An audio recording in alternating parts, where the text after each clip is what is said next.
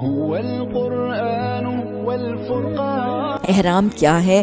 ایک سیدھا سادہ درویشانہ لباس ہے جو عازمین عمرہ اور عازمین حج کو زیب تن کرنا ہوتا ہے۔ مردوں کے لیے احرام جو ہے وہ سادی انسلی پریفریبلی سفید چادریں، جو مرد 2 چادریں، ایک تہبند اور ایک اوپر چادر لپیٹتے ہیں، جس میں ان کے پاؤں، ان کے ٹخنے، ان کے سر سب کھلے رہنے احرام میں ضروری ہیں۔ عورتوں کے لیے احرام ان کے لباس کے اوپر ان کی زینتوں کو چھپانے کے لیے کوئی بھی کھلم کھلا ڈھیلم ڈھیلا لباس، ایسا موٹا نان ٹرانسپیرنٹ لباس جس سے ان کے جسم کی حیت ساخت اور ان کے لباس کی زینتیں نظر نہیں آتی، یہ ان کے لیے احرام ہے۔